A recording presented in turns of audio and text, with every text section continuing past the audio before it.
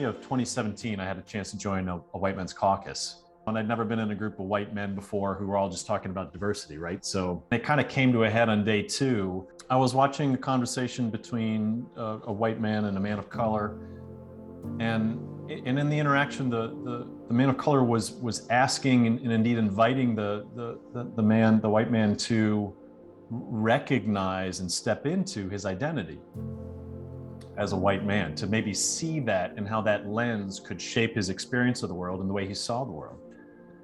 And I'd been having a similar experience. And I think for me, what really happened in that moment was the realization that what for me had felt like a unique and sometimes isolating experience became actually something very powerful about who I was and what I had to contribute to the broader community, in the world at large. And certainly, communities trying to build cultures of inclusion.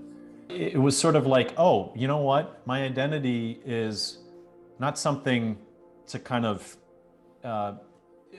sort of minimize. It actually is something that when I can get connected to it, becomes very powerful.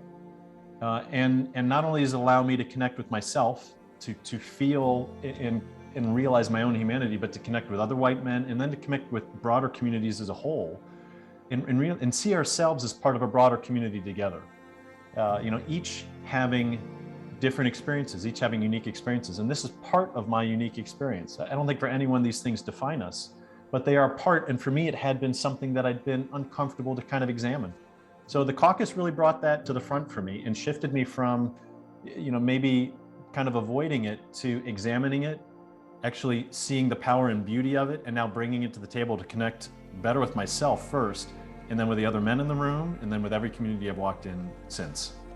I got to see how being white, being male, was actually shaping some things that before, to me, I thought I was just having some human experience.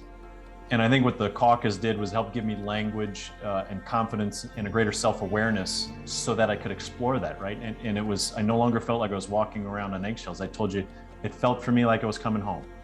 It was a comfort level I hadn't experienced. And the eggshells disappear at that point. And I just felt more complete, more confident, more in touch with myself, discovering an aspect of my humanity I just really hadn't fully connected with. To be free, to be who I am, for others to be who they are, and for us to come together and to feel connected in our work together to build a more equitable and inclusive workplace, community, and society at large.